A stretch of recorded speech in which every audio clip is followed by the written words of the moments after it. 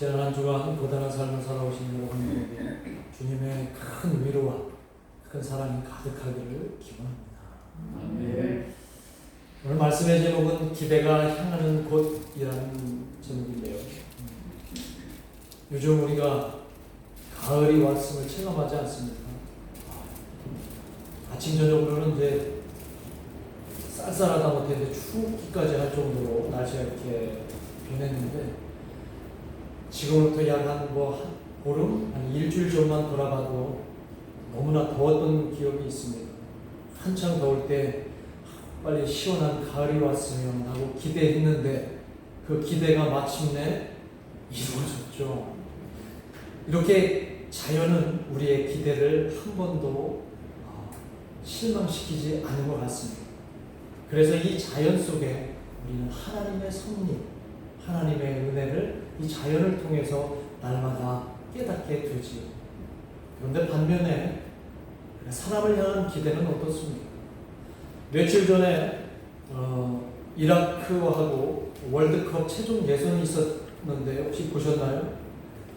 유럽에서 뭔가 최고의 몸값을 받고 있는 손흥민 선수가 왔고 또 유럽에 아주 맹활약을 하고 있는 선수들이 다 소집되어서 이라크하고 축구 경기를 했는데 모두가 아마 큰 기대를 하고 저도 큰 기대를 하고 TV를 봤는데 어땠습니까? 결과는 너무나 무기력했고 무승부로 끝났고 기대가 큰 만큼 실망도 컸어요. 그러니까 사람을 향한 우리의 기대 이런 것들은 글쎄 그렇게 큰 의미가 없다고 생각이 됩니다. 저는 지금까지 살아오면서 제가 어렵거나 힘들 때 다른 사람의 도움을 기대했다가 실망했던 적이 참 많이 있어요. 여러분들도 그런 기억들이 있을 거라고 생각이 됩니다. 나보다 조금 형편이 나은 사람에게 이 사람이라면 꼭 나에게 도움을 주겠지라고 하는 그런 기대감이나 막연한 그런 기대감을 가지고 부탁하고 또 그렇게 이야기를 했지만 기대가 실망으로 끝나는 적이 너무나 많았던 기억이 있습니다. 차라리 기대를 하지 않았더라면 하는 그런 마음, 그러면 실망도 없었을 텐데 라고 하는 그런 마음이죠. 오늘 146편의 이 시편은 바로 그런 지점을 우리에게 이야기하는 것 같습니다. 우리가 이 세상을 사는 동안에 누구를 의지하며 누구를 기대하며 살아야 되는 것입니다. 우리의 기대는 과연 누구를 향하고 있는가? 사람을 향하고 있는가? 아니면 세상의 물질을 향하고 있는가? 아니면 세상이 만들어낸 그 허상을 향하고 있는가? 라고 하는 그것을 오늘 이 시편 기자를 통해서 우리에게 들려주시는 말씀입니다. 시편 기자는 우리가 사람을 향하는 기대는 너무나 허망하다, 너무나 쓸데없다 이것을 우리에게 알려줍니다. 이 시편 속에 보면 아마 시인의 어떤 자전적인 고백이 스며 있는 것 같아요. 이 세상에서 자신이 의지할 곳이 정말 없는 그런 안타까운 상황을 이 시편의 노래로, 시편의 시로 찬양을 하는 그런 시가 오늘 이 시편 본문입니다. 그리고 이 시편 기자는 이제 사람을 의지하지 않고 나는 오로지 하나님, 여호와 하나님만 의지하겠다고 고백을 합니다. 지나온 세월, 나는 왜 어려움만 있으면 먼저 사람에게 기대고 왜 사람을 의지했을까요? 나보다 잘난 사람에게 잘 보이려고 우리는 얼마나 노력하며 그들에게 기대를 걸면서 살았을까요? 돌아보면 우리가 기대를 걸었던 같은 사람들은 모두 다 자기만 생각하는 존재였던 것 같아요. 내일이 아니면 사람들은 무관심합니다. 내일이 아니면 사람들은 별로 관심이 없어요. 아무리 나에게 정말 입에 혀처럼 달콤한 말로 속삭이는 사람들도 막상 이해관계에 얽히고 그 다음에 어떤 자신의 이익만을 생각하면 금방 무관심해지고 외면하는 것이 우리네 인간관계인 것 같다는 생각을 많이 합니다. 그런 사람들, 우리가 기대했던 사람들은 자신들의 욕구나 이런 자신들의 욕심이 충족이 돼야 그때서야 다른 사람에게 비로소 눈길을 주는 것 같아요. 오늘 이 시인은 그런 사람들에게 우리 기대하지 말고 우리의 마음을 일단 다 내려놓고 하나님께 집중하자 이렇게 말을 합니다. 다른 사람도 그렇지만 그 자신의 한계가 너무 많다는 것을 알고 있는 거예요. 내가 기대하는 사람에게 그 기대하는 사람 자체도 한계가 많을 뿐만 아니라 그렇게 기대하는 나 자신도 한계가 너무 많다는 것을 오늘 이 시편에 담고 있어요. 그래서 시인은 그런 자신을 다 내려놓고 하나님께 집중하자. 이 말은 무슨 말이냐면 사람만이 희망일 수 없다는 얘기를 해주고 사람만이 희망일 수 없다. 제가 예전에 한때 사람만이 희망이다 라고 하는 그 박노해 시인의 그 말을 마음에 담고 살았어요. 사람만이 희망이다. 사람이 오로지 희망. 근데 시간이 흐르면서 사람들과 부대끼면서 사람들과 살아가다 보니까 정말 사람만이 희망일까라는 생각이 나이 들면서 조금씩 느껴지더라고요. 왜냐하면 우리 인간은 너무나 한계가 많아요. 너무나 부족함이 많고 너무나 문제가 많은 것이 바로 우리 존재라고 하는 것을 제가 조금씩 깨닫다 보니까 이제는 사람만이 희망이다라는 말에서 조금 한 걸음 물러나오게 됩니다. 오늘 본문에 보면 이 구약 성경의 시편에서 이 시편 46편은 이런 카테고리를 이렇게 묶어내는데 오늘 이 시편 146편은 어디에 그 카테고리에 묶여 있냐면 다윗의 찬양시라고 하는 테마에 묶여 있어요. 그러니까 이것은 시편 기자가 다윗의 어떤 삶의 흔적이 그 시편에 녹아나도록 아마 그렇게 카테고리를 묶은 것 같습니다. 자, 그렇다면 우리는 자연스럽게 다윗이라고 하는 인물을 떠올리게 되죠. 다윗은 누구나 다 아는 존재입니다. 이스라엘 사람들뿐만 아니라 하나님을 믿고 하나님을 아는 사람들에게는 다윗이라는 존재는 다 알죠. 그의 여러 가지 성공하는 과정들은 다 알고 있지만 또 그가 인생 말년에 얼마나 비참한 길을 걸었는가도 우리가 잘 알고 있어요. 그래서 저는 성공했던 그 과정보다는 그가 정말 고립무원에 있을 때 아무도 그 곁에 없고 그가 쓸쓸하고 외로워졌을 때 그의 삶을 한번 돌아보려고 합니다. 그에게 정말 친했던 친구들도 그를 다 배신하고 심지어 자신의 혈육인 자신의 아들인 압살롬까지도 자신을 죽이려고 하고 모발을 꾀하고 반역을 꾀했던 그런 사실, 그리고 심지어 그를 배출했던 유다 지파도 그를 배신하고 그를 떠나보냈던 그런 사실들, 이 다윗은 그때 심정이 어땠을까요? 모두가 사람 믿을 것이 아니라 자신들의 절친했던 그 친구들이 다 자신들을 배신하고 심지어 아들까지도 자신을 배신하고 그 유다 지파 사람들도 자신을 배신하는 걸 보면서 야, 이제 인생이 무상이구나. 사람들 믿을 것이 안 되는구나. 아무리 잘해줘봐야 소용이 없구나. 그런 생각이 들지 않았을까. 그리고 마지막에 그가 어떻게 고백해요? 내가 믿을 수 있고 의지할 대상은 오직 하나님뿐이다 라고 고백하는 것이 그의 시편이나 그의 고백들을 통해서 나온다는 거예요. 그런데 저는 그 다윗이 살아왔던 삶을 한번 조명해 봤어요. 그가 그런 고백을, 하나님밖에 없다라고 하는 고백을 할 수 있었던 그 배경에는 뼈아픈 또 씁쓸한 그런 역사들이 있다는 거예요. 다윗은 그 스스로가 얼마나 한계가 많았던 사람인가를 먼저 깨달아야 됐을 거라고 저는 생각을 합니다. 그 자신의 한계가 극명하게 그 스스로 드러났기 때문에 그는 그런 말년에 비참한 상황들이 있지 않았나 생각을 합니다. 이것이 바로 사람의 한계를 보여주는 거라고 생각을 해요. 그가 먼저 사람들의 기대를 혹시 저버리진 않았는지. 그 대표적인 사건이 어떤 사건이에요? 자신에게 정말 절대 충성하고 있는 그 장군 우리야 장군을 우리가 잘 알죠. 그 장군의 아내인 바세바를 취하기 위해서, 빼앗기 위해서 그 장군을 어디로 보냅니까? 전쟁터로 보내서 죽게 만들어요. 이 우리야 장군은 자신에게 정말 온전한 기대의 대상이었던 그 다윗 왕에게 그 기대가 완전히 무참히 짓밟혀 버렸다는 거예요. 다윗도 이렇게 사랑을 기대를 저버렸던 것, 그 밧세바를 취하기 위해서 그 죽음의 전장터로 보내는 그 신하의 기대를 무참히 짓밟았던 다윗의 그 과거가 있었기에 그에게도 역시 주변에 그렇게 자신을 저버리는, 기대를 저버리는 일들이 벌어지지 않았을까. 또 다윗의 절친이었고 늘 자윗과 함께했던 친구였던 아히도벨이라고 하는 사람, 그 아히도벨은 다윗을 배신하고 다윗의 아들 압살롬에게 협력하고 그리고 다윗에게 반역을 꾀하다가 마침내 자살해버린 그 아히도벨.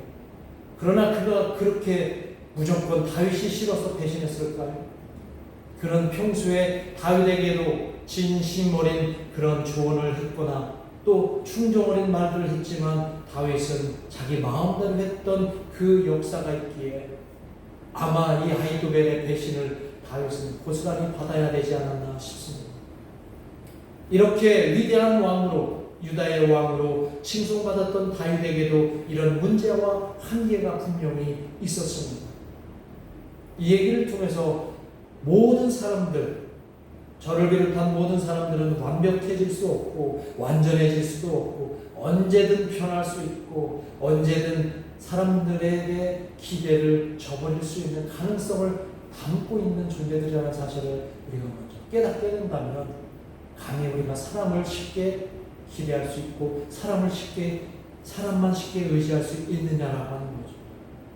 시편 기자는 이제 우리의 의식을 다른 곳으로 돌려서 새로운 신앙을 펼치라고 오늘 본문에서 이야기합니다. 내 중심의 삶에서 이제는 나가는 이웃을 향한 책임적인 삶을 살 수 있도록 나 중심에서 타자 중심의 의식을 품으라고 이야기를 하면서 오늘 하나님을 향해서 하나님이 어떤 모습을 우리에게 갖고 계시는지를 잘 일별해 주는 거예요.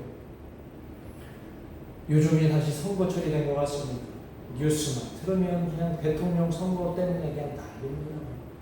여당은 여당대로 시끄럽고 야당은 야당대로 시끄러워요. 선거철만 되면 국민의 삶을 아주 편안하게 해주겠다고 막 선언하고 약속하고 공약을 하고서 그렇게 막 나오는 후보들이 막 난립을 합니다. 그런데 국민들을 그렇게 잔뜩 기대하게 해놓고 그들이 막상 대통령이 되면 어떻게 됐어요? 우리의 과거의 역사는 어떻게 됐습니까? 어떤 사람은 교도소로 가고 어떤 사람은 불명예스럽게 퇴진도 하고 어떤 사람은 존경받지 못하는 존재로 그렇게 머물러 있지요. 왜 그렇게 됩니까? 국민들이 대부분 그 기대에 부응하지 못하고 대부분 실망시키기 때문이죠. 그래서 저는 솔직히 이번에 누가 대통령이 되더라도 우리 국민의 실생활은 크게 바뀌지 않겠다. 국민들을 정말 편하게 해주고 가지 않다라는 그런 마음이 생겨서 큰 기대가 없습니다. 왜냐하면 내가 그들을 기대하는 순간 다른 주변의 이야기를 통해서 그들을 기대하는 순간 그들의 잘못이나 부족한 점들이 용인되니까요.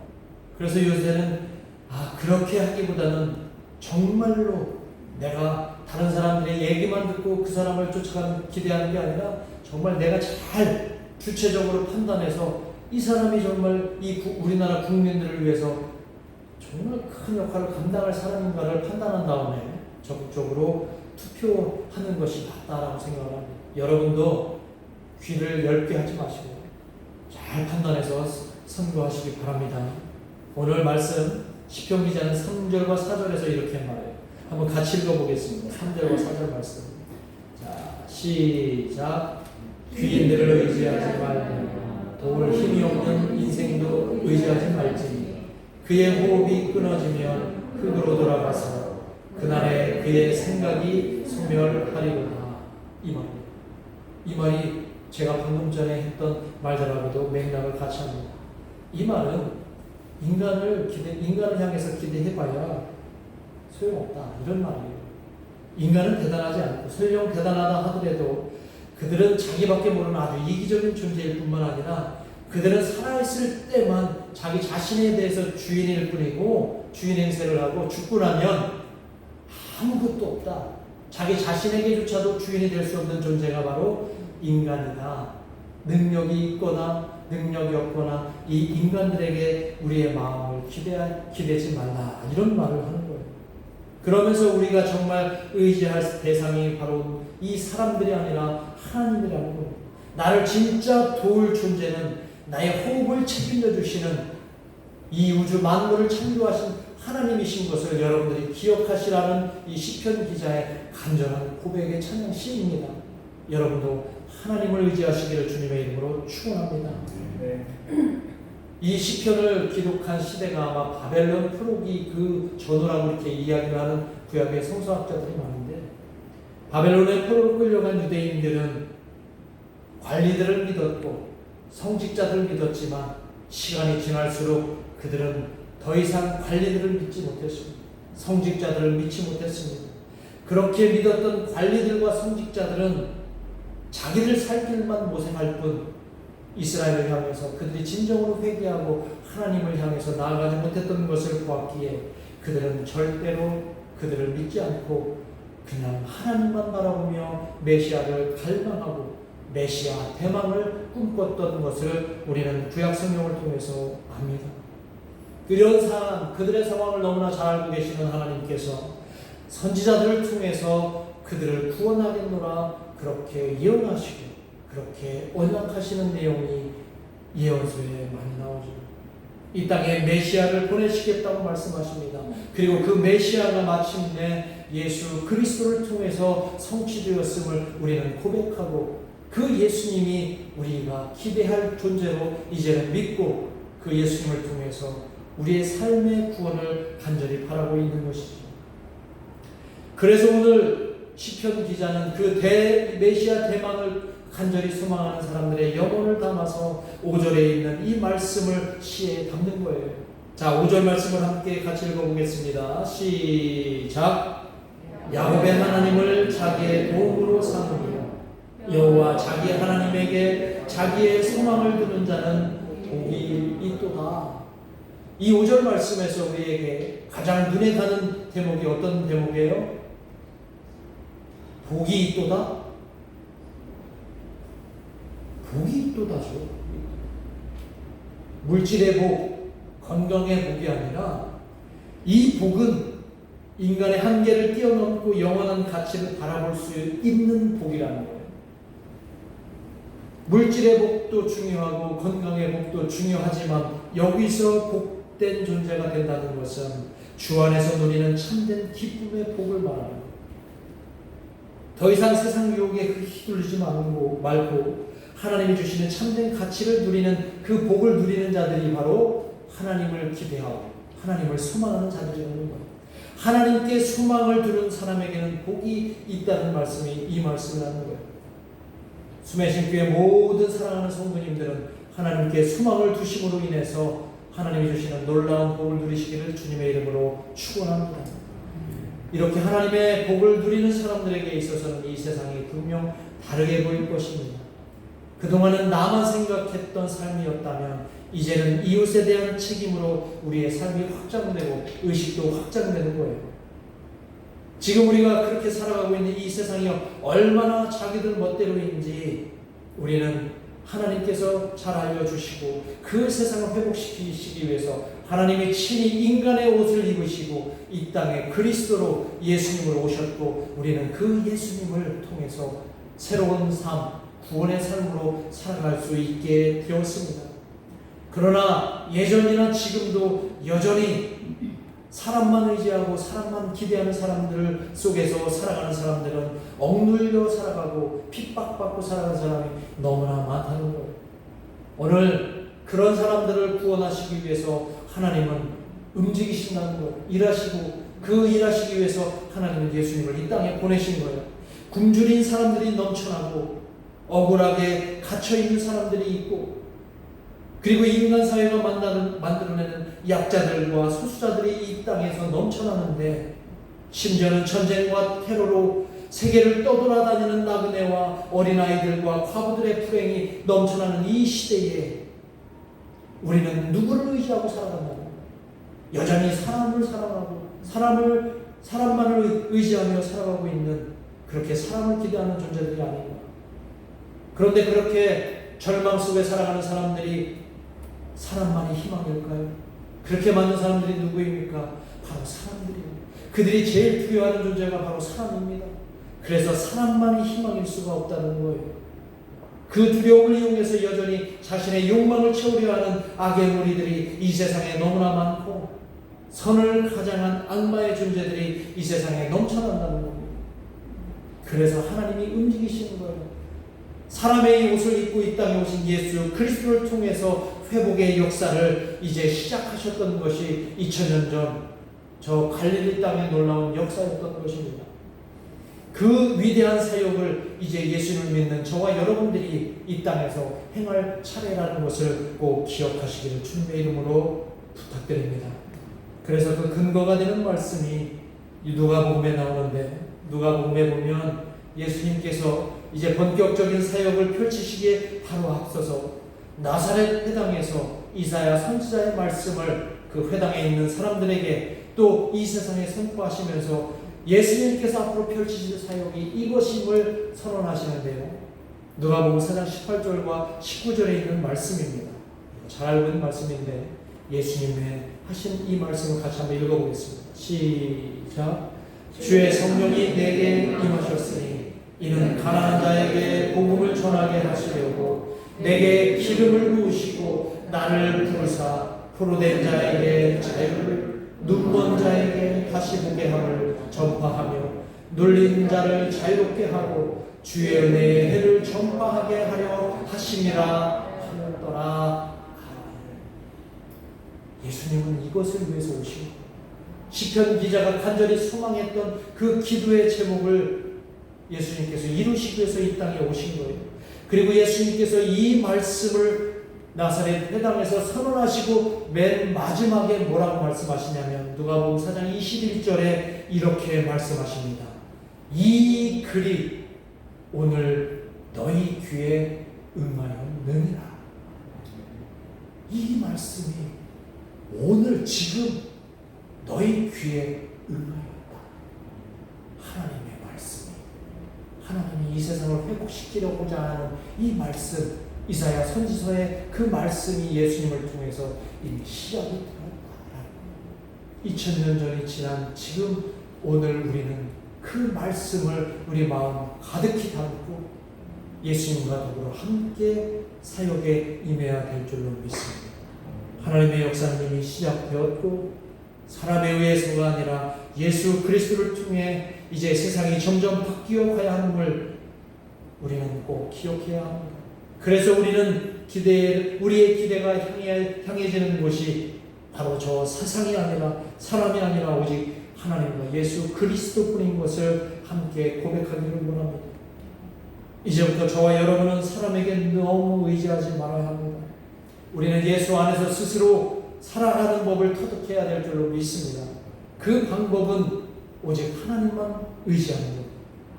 나를 통해 일하시는 하나님의 뜻을 쫓는 것만이 사람에게 의지하지 않고 이제 하나님을 기대하며 하나님이 약속하신 그 날들을 소망하며 살아가는 것이죠. 이것이 바로 우리의 구원의 길이라는 것을 기억해야 합니다. 그러나 때로는 힘듭니다. 때로는 어려울 수 있습니다. 그러나 우리의 소망이 하나님을 향하고 있기에 절대 나약해지면 안 됩니다. 왜냐? 우리 주님께서 나의 도움이 되십니다. 사도 바울은 정말 죽을 만큼 힘들 때마다 이렇게 날마다 하나님 앞에 고백하며 살았던 것을 기억합니다. 빌립보서 4장 13절에 있는 말씀이죠. 내게 능력 주시는 자 안에서 내가 모든 걸 할 수 있느니라.